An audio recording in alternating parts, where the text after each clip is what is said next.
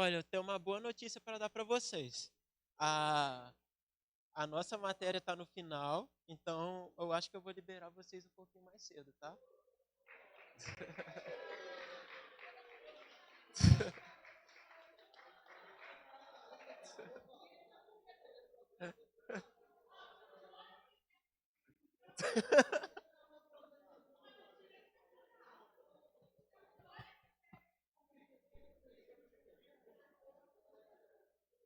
Amém, gente? Vamos lá, alguém então. É, Vamos lá, gente. A gente parou então, foi nos sonhos, né? No José da vida. Então, próximo ponto, visões. Esse também é polêmico. Paulo também teve uma visão quando descreveu. Ele disse: se foi no corpo ou fora do corpo, não sei. No caso, está lá em 2 Coríntios 12, 2. Numa visão, página 11. Numa visão, você não sabe se está no corpo ou fora do corpo, mas você vê literalmente para dentro do mundo espiritual. No caso de visão, eu nunca tive uma experiência concreta com isso. Mas quando a gente estava orando aqui na conferência Kibalo, foi no primeiro dia de reunião, pré-conferência. Eu estava deitado ali orando e me veio um flash assim na mente de fogos caindo de fora, né? Como se fosse pessoas sendo enviadas para as ruas e pregando nas ruas e tal. E outras pessoas tiveram experiências semelhantes. Algumas pessoas que têm visões, elas têm a sensação de que eles estão fora desse plano, tá? É como se a pessoa estivesse vendo a realidade. Outras pessoas que não têm visões, elas simplesmente são desacordadas. Outras relatam de que, tipo assim, está no momento de intimidade com Deus, a pessoa está consciente de olho aberto, só que na frente, por exemplo, ali na minha frente tem uma parede. Só que ela está enxergando além da parede com algo que Deus está mostrando para ela. Só que nesse momento, a gente deve ter cuidado. Essa visão precisa também apontar para o Senhor Jesus. E essa visão precisa ser contextualizada biblicamente. A gente não pode basear a nossa experiência com Deus pessoal e transformar isso num tipo de doutrina. Porque senão é como se eu estivesse reescrevendo o Novo Testamento. E aí é muito fácil você cair no tipo de doutrina. Aí você está lá,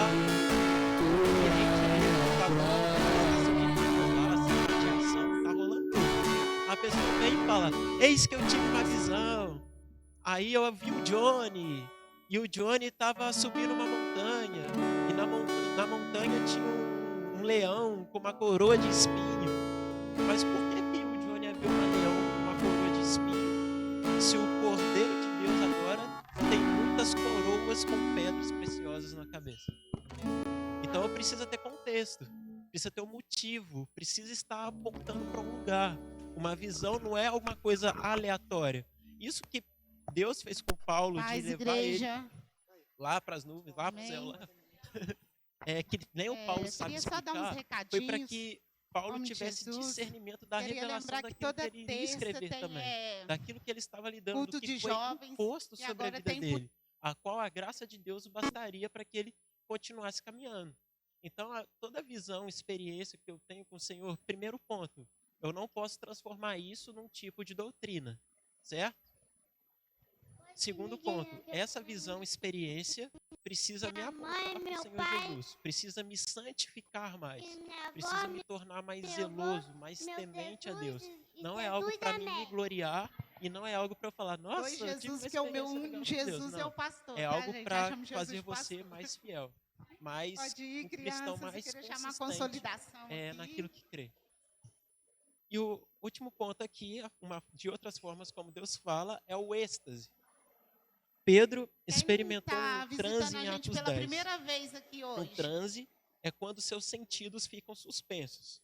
É diferente de uma visão. Sejam pois numa visão, fica à os seus vontade, sentidos volte ficam sempre, tá bom? Você pode se mover. Vamos dar uma salva Quando de Paulo palmas, e João foram levados ao céu, eles podiam se mover. Em transe, você vê alguma coisa e ouve a voz de Deus. Amém? Você pode Todos os aplaudir seus sentidos Jesus? ficam suspensos. E aqui eu vou falar mais uma experiência que eu tive, mas como eu falei, experiência não baliza doutrina.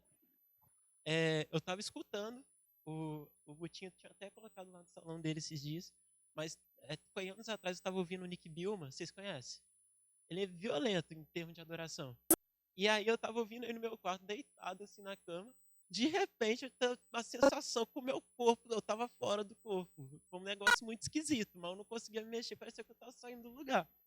Tipo assim, Eu quero beber da tua se suspendendo para fora. Eu quero indo para uma outra coisa. O Senhor tem Isso é um fonte tipo de para êxtase. você. Então, quando você tá, tipo Uma assim, fonte inesgotável, uma tão fonte tenso, entregue em que está adoração, dentro você de não precisa você, Ele quer ficar jorrar babando, água, assim. amém?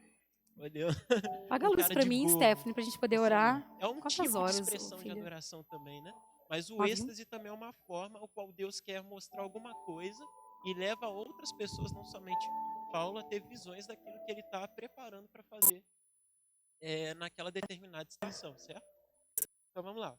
Você pode se perguntar a respeito dos métodos usados no Antigo Testamento para se ouvir a voz de Deus. Jesus está nesse A ambiente, Bíblia amém, diz: amadas? todos que são guiados pelo Espírito de Deus são filhos de Deus. Deixa eu Romanos orar por você, 8,14. venha para este Então, lugar. o que baliza a conversão de alguém? Essa pessoa ser guiada pelo Espírito. Agora, ela não é guiada por si mesma, ela não é guiada apenas por sentimentos, mas ela é guiada pelo Espírito de Deus. Abre aí comigo em João 3,8. Se você quiser colocar até aí no lado da apostila de vocês. João 3,8.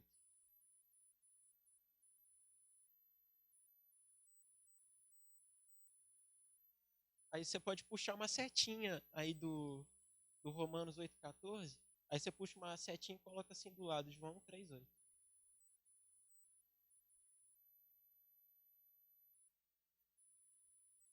Aqui o contexto é Jesus falando com Nicodemos e Nicodemos questionando como que ele pode nascer de novo, e aí Jesus dá uma definição daquele que é nascido do Espírito. João 3,8 vai falar assim: o vento sopra aonde quer e ouves a sua voz, mas não sabes de onde vem nem para onde vai. Assim é todo aquele que é nascido do Espírito. Ou seja, todo aquele que é nascido do Espírito, ele não está apegado nessa realidade somente, mas ele é guiado por esse vento. Ele é guiado para onde Deus quer ir. Ele tem suas raízes fundamentadas não em terra rochosa, mas ele tem suas raízes fundamentadas no vento de Deus. O que é ter raízes fundamentadas no vento de Deus? É eu querer sentir aquilo que Deus sente, eu querer fazer aquilo que Deus quer fazer, eu querer ter prazer naquilo que Deus tem prazer, eu ter raiva daquilo que Deus tem raiva, eu estar conectado com Deus de tal forma que eu não sou mais guiado pelos meus desejos, mas eu sou guiado para aquilo que o Espírito está apontando. E o Espírito sempre vai apontar para Cristo e pro caráter de Cristo. Então, quando eu estou enraizado no vento, por mais que seja um processo aos nossos olhos demorado, Deus vai realizar isso em nós. E mesmo que a gente venha a cair, se você de fato foi regenerado pelo Espírito, ainda que você caia, Deus vai dar um jeito, da maneira dele, dentro da soberania dele, de resgatar você do lado de fora para conservar você no lugar de santidade, independente do tempo que demore. Aí entra aquilo que Paulo fala. É aquele que começou uma boa obra em nós, é fiel para completá-la até o dia de Cristo. Ou seja, vamos supor, você começou a caminhada. Mas a caminhada com Jesus é um processo de jornada, né, literalmente, e de amadurecimento. E pode ser que nesse processo você vai errar, de fato você vai errar, não tem jeito, você vai cair também, tropeçar. E quando eu falo cair, não é desviar, é literalmente tropeçar, você ter um tipo de crise tão profunda no seu coração, que dentro dessa crise você começa a perceber que não tem outro lugar para você voltar. Eu tive até uma experiência também, que foi a mesma do doutor Augusto Nicodemos, que ele estava falando sobre graça irresistível. E aí ele estava falando assim que ele não queria se converter, ele sabia que precisava se converter, mas ele não queria. Ele sabia que Deus estava chamando ele, mas ele não queria ir para Deus. Então ele ia em congressos, mas ele não ficava até o fim das pregações, porque ele sabia que se ouvisse toda a pregação, ele iria se converter naquele momento. Então, sempre que ia ter algum momento de, como é que chama? De apelo, algum momento onde a pregação entra mais com a questão da cruz de Jesus, ele ia embora. E aí teve um momento que ele pegou a moto dele, foi para casa e procurou a arma do pai dele, que o pai dele guarda na gaveta, porque ele queria tirar a própria vida, porque ele estava numa crise muito profunda entre viver o que ele já vivia e se entregar para Jesus.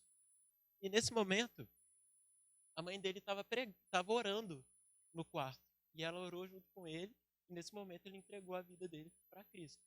Eu tive uma experiência semelhante, no momento em que eu tive vontade de sair da presença de Deus, mas eu olhava para a realidade que eu queria viver e para quem Deus é. João 17,3, que é o texto da minha vida, a vida eterna é essa, que conheçam a ti. E aquilo martelando meu coração o tempo todo. E eu com muita vontade de sair, já saindo, fazendo tudo o que eu queria, mas no meu coração gritando isso. Isso é um tipo de graça irresistível. Você entra em crise, porque você não consegue ir para outro lugar. E isso é um tipo de sinal de conversão.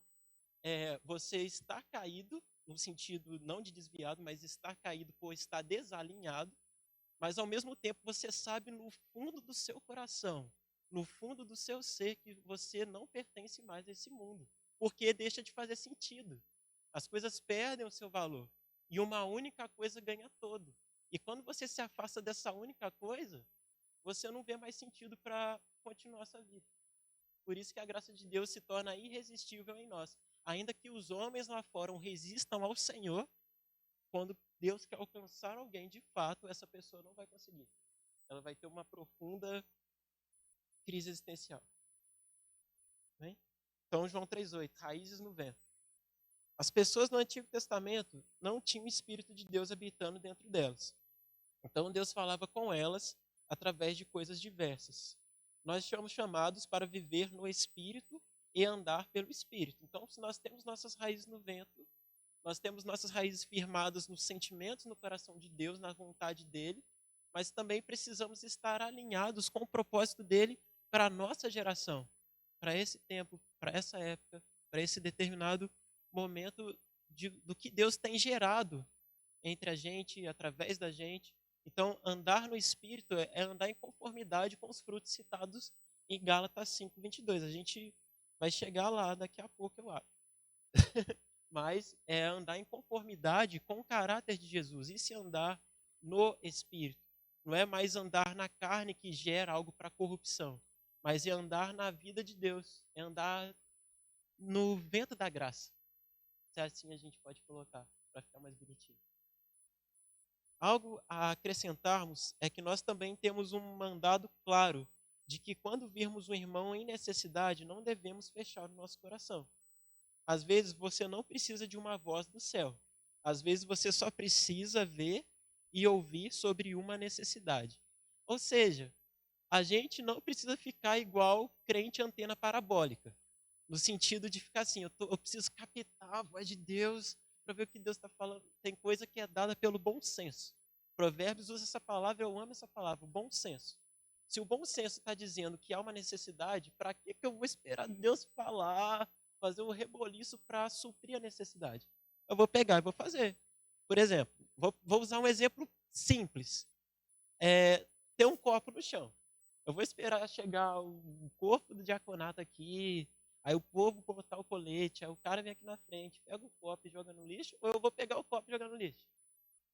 Então, tipo assim, fulano tá doente, então eu vou ter que esperar Deus falar para me orar para fulano ser curado, ou entender que Jesus falou assim, aquele que crê fará as mesmas obras e obras maiores do que essas. Tem coisas que é só questão de bom senso, gente. Não precisa de uma sinalização do alto ou de uma parada mega mística. É simplicidade. O evangelho de Jesus é um evangelho simples, puro, com ordens claras e precisas daquilo que a gente precisa fazer. Ainda que a gente possa viver experiências sobrenaturais, experiências surreais na presença de Deus, aquilo que é simples é o que precisa ser feito. Igual Deus falou com Jeremias. Deus deu uma ordem para Jeremias, depois ele deu outra ordem, depois ele deu outra ordem. Mas as outras duas ordens só vieram porque ele obedeceu a primeira. Então, é dentro da simplicidade que a gente vai ouvindo e executando aquilo que Deus quer. É saber valorizar a graça comum, a graça que é dada a todos os homens, mas que ao mesmo tempo, para nós que nascemos de novo, pode ser desfrutada de uma maneira diferente, onde a gente supre as necessidades do reino, se é que eu posso, se é que isso existe. Mas eu vou usar isso porque é mais fácil. A gente supre as necessidades do reino que há entre nós. Amém? Algumas questões importantes. Como se blasfema contra o Espírito Santo? A pergunta do século. As referências de Jesus à blasfêmia contra o Espírito Santo podem ser encontradas em Mateus 12, 22 ao 32, Marcos 3, 22 ao 30 e Lucas 12 ao 20. Nos relatos de Mateus e de Marcos, o contexto é claramente trazido à tona. Os líderes religiosos acusavam Jesus de expulsar demônios pelo poder de Beelzebul, o príncipe dos demônios.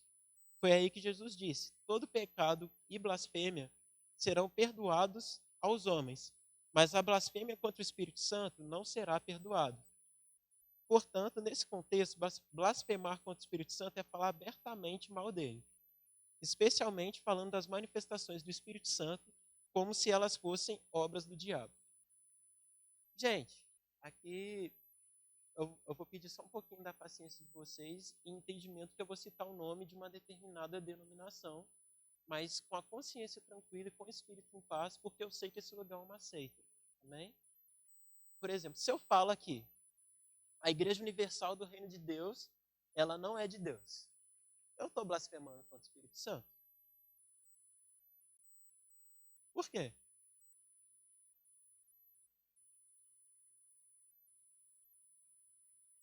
Mas essa instituição não usa o nome de Deus? Então eu estou blasfemando? Mas essa instituição também não gera ira em Deus pelas obras que faz? Então eu estou blasfemando?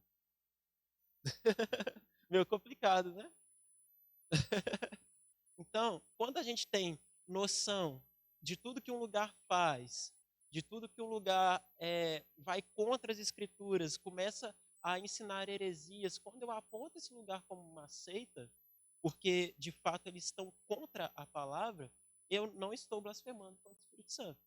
Agora, se eu pego um lugar que só porque esse lugar ele age de forma diferente, eu vou usar, por exemplo, a ICAV. A ICAV tem a parede preta. Então, alguns vão dizer que é a igreja da porta larga, porque tem a parede preta. Mas essa igreja ela pode ser ortodoxa, no sentido de que ela é verdadeira, ela prega uma mensagem real, ela prega uma mensagem coerente com as escrituras, ela prega uma mensagem de redenção e aponta para a consumação do Senhor. Esse lugar está sendo fiel à escritura? Então, se eu falar desse lugar, eu posso estar cometendo uma blasfêmia, porque eu preciso analisar o todo, por A mais B, daquilo que um determinado ambiente faz para mim não blasfemar contra o Espírito de Deus. Por exemplo, muitos julgam manifestações que às vezes a gente fala que são manifestações do Espírito Santo. Eu vou ter muito cuidado aqui, tá, gente, para falar dessas coisas, porque para não desrespeitar ninguém. Então, por exemplo, o irmão está rodando no Espírito ali. Se eu falar que ele está sendo carnal, eu posso estar blasfemando? Na verdade, não. Porque, tipo assim, eu posso fazer um julgamento, fulano está rodando, mas ele está sendo carnal. Porque o meu julgamento, ou a precisão do que eu avaliei, do que está acontecendo, pode ser, eu vou saber o que aconteceu com ele depois do giro. Eu vou ver o fruto do Espírito que foi gerado nele, ou a carnalidade que ele mesmo gerou por um momento de emoção, por uma euforia de alma, euforia de espírito. Então, isso não seria diretamente uma blasfêmia. Então, eu posso chegar até ele e falar: amigo, então, eu sei que você é chapado, você é isso tudo, mas você precisa melhorar nisso, nisso, nisso. Então, é fazer alguns apontamentos, mas é fazer com amor. Não é fazer, nossa, fulano tá na casa, você já viu o pessoal cai, levanta, cai, levanta, cai, levanta, não muda nunca. Isso é maldade. Agora, você vê uma pessoa passando por esse tipo de coisa, você precisa chegar nela com amor e explicar a situação em qual ela está se metendo. Porque eu falar, eu caí, foi Deus que me tocou. Beleza, pode até ter sido. Mas se eu estiver mentindo? Às vezes está acontecendo algo, a pessoa vai e se joga no chão. Eu já vi isso acontecer.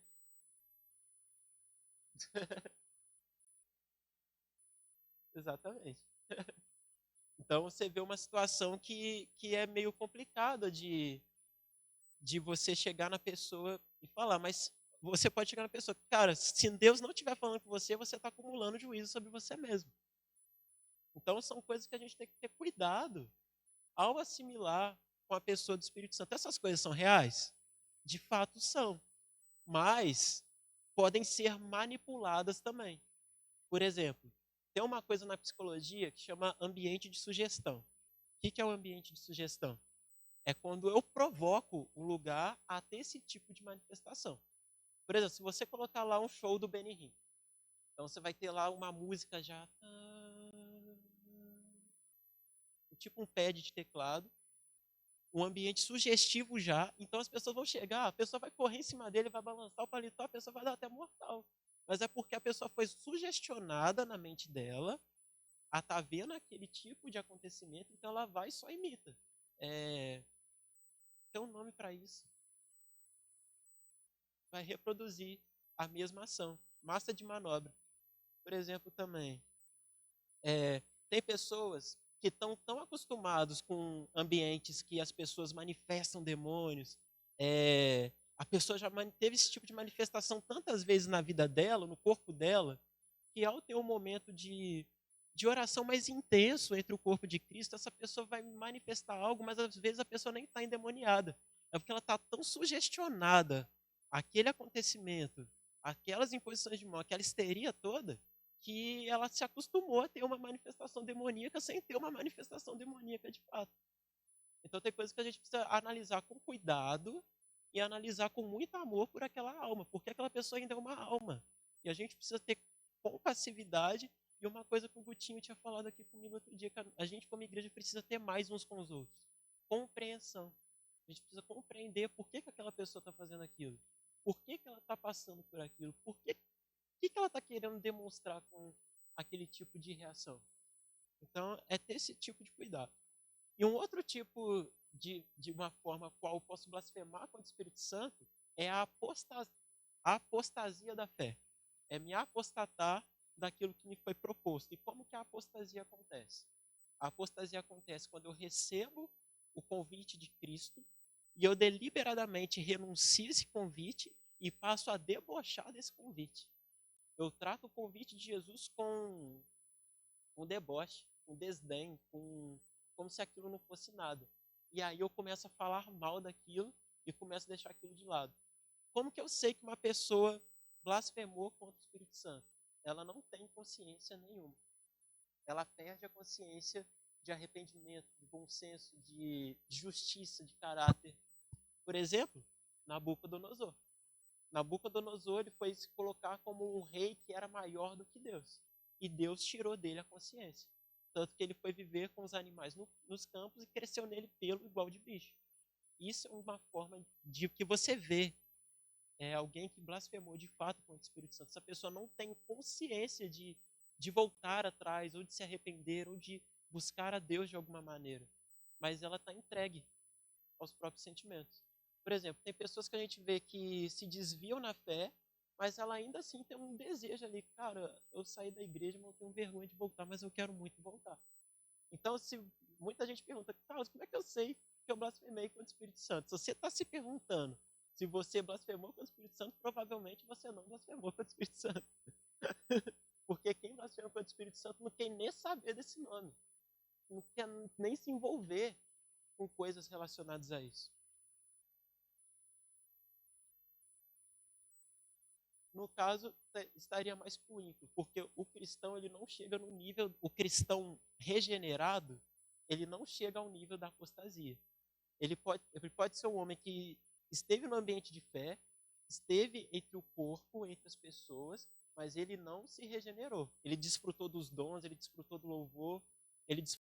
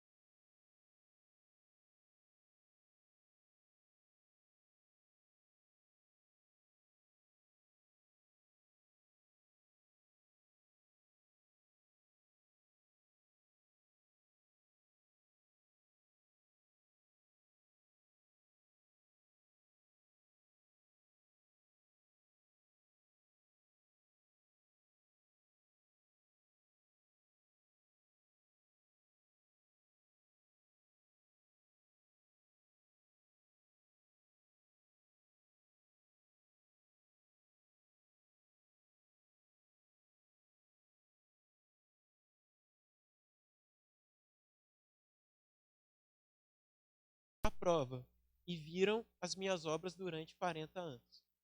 Lembre-se, a Bíblia é a palavra de Deus e ela foi inspirada pelo Espírito Santo. Se você ler uma passagem da Escritura sem influência do Espírito Santo, você só pode ver o que aquele texto está dizendo na língua dos homens, ou seja, só entendimento histórico racional, não vai transformar. Porém, através do Espírito, você pode entender o significado espiritual do texto, ou seja, uma aplicação que transforma você, mas que é prática no dia a dia, que transcende o entendimento humano, porque no Espírito nós temos a mente de Cristo. Aí tem um texto aí de 1 Coríntios 2, do 7 ao 16. Pelo contrário, transmitimos a sabedoria de Deus em mistério, a sabedoria que estava oculta e que Deus predeterminou desde a eternidade para a nossa glória. Nenhum dos poderosos deste mundo conheceu essa sabedoria, porque, se a tivesse conhecido, jamais teriam crucificado o Senhor da glória. Mas como está escrito, nem olhos viram, nem ouvidos ouviram, nem jamais penetrou em coração humano o que Deus tem preparado para aqueles que o amam. Deus, porém, revelou isso a nós por meio do Espírito, porque o Espírito sonda todas as coisas, até mesmo as profundezas de Deus. Pois quem conhece as coisas do ser humano, a não ser o próprio espírito humano que nele está? Assim, ninguém conhece as coisas de Deus, a não ser o Espírito de Deus. E nós não temos recebido o Espírito do mundo, e sim o Espírito que vem de Deus, para que conheçamos o que por Deus nos foi dado gratuitamente, ou seja, o seu Filho e o seu Espírito. Disso também falamos, não em palavras ensinadas pela sabedoria humana, mas ensinadas pelo Espírito, conferindo coisas espirituais com espirituais. Ora, a pessoa natural não aceita as coisas do Espírito de Deus, porque eles são loucura, e ela não pode entendê-las, porque elas se discernem espiritualmente. Porém, a pessoa espiritual julga todas as coisas, mas ela não é julgada por ninguém.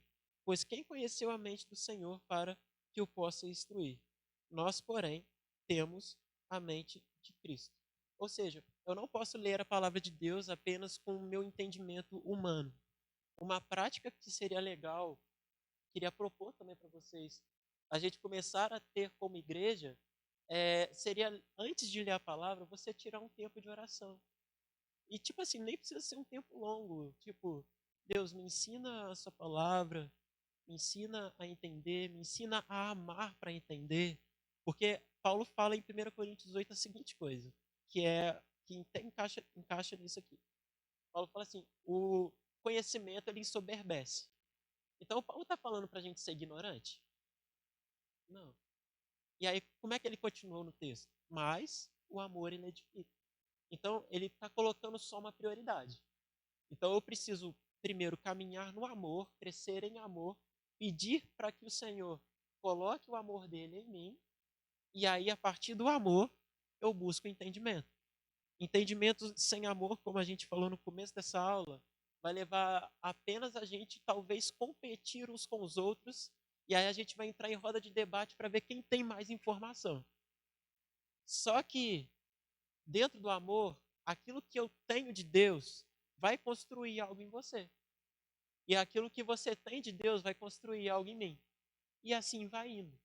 Por isso nós somos um corpo. Porque aquilo que Deus te deu vai complementar com o seu irmão, e com outro irmão, e com outro, e com outro, e com outro. Até que cheguemos a essa estatura do Filho de Deus. E é através do entendimento espiritual que eu vou compartilhar com você algo dentro do seu espírito. Não apenas algo dentro da sua cabeça. A Bíblia é sim um livro científico, é um livro para nos dar informação, é um livro para nos dar entendimento de época, né? Histórico, digamos assim. Mas também é um livro espiritual, é um livro para alimentar o seu espírito, é um livro para fazer você crescer como alguém que carrega a imagem de Deus, é um livro para fazer você crescer em comunhão, crescer em vários aspectos. Só que uma leitura comum só vai fazer você crescer no lado da informação. A leitura espiritual vai fazer você crescer nas outras áreas e ainda fazer com que você tenha capacidade, dada pelo Senhor, de fazer com que esse corpo cresça de alguma maneira. Não apenas seja um ouvinte de palavras legais. Amém? E aí termina com uma frase do Spurgeon. O cara foi só um príncipe dos pregadores. É isso. Eu lhe suplico que cada vez que leiam a Bíblia, recordem sempre que é o Espírito do Deus vivente quem ali os exorta a render uma obediência imediata. Os chamados da palavra inspirada não são de Moisés, Davi, Paulo ou de Pedro. Antes, são as solenes afirmações do Espírito Santo que fala através deles. Quanta dignidade essa verdade confere à Escritura e com que solenidade reveste nossa própria leitura dela. Então a gente volta lá na primeira matéria que a gente teve, na segunda, perdão, que foi a doutrina das Escrituras. É sempre lembrar que a Bíblia foi um livro inspirado pelo Espírito de Deus. Homens escreveram a Bíblia inspirados por alguém que é superior a eles. E que ao pegar nesse livro a gente possa ter esse mesmo sentimento. Caraca, o Espírito Santo inspirou isso daqui. Eu estou tendo o privilégio de ter algo que o próprio Deus escreveu. Mesmo que por mãos de outros homens, mas que o próprio Deus deixou como legado para a gente transferir para outras pessoas e outras gerações. Amém? Então, semana que vem, prova dessa matéria. Vai estar tranquila, gente. Essa matéria é tranquila. É igual eu falei em relação à doutrina de Cristo, doutrina da Trindade, doutrina do Pai. Se vocês pegarem essa apostila só como uma apostila de matéria, de estudo, as provas vão parecer difíceis. Mas se vocês pegar esse material como um meio devocional, vocês vão ver que a prova é só um acréscimo de algo que faz parte da realidade de vocês. Então, tipo assim, tenta não ter a escola só como um meio informativo, né? Mas tenta levar isso para o devocional diário de vocês. Vocês vão ver que vai mudar algo em como vocês levam a vida com Deus no dia a dia e em como vocês encaram a própria escola, a igreja local de vocês, porque tudo começa a se encaixar no seu lugar. Tem hora para a gente terminar? Acho que eu vou escolher um. Vou fazer um questionáriozinho. Vou.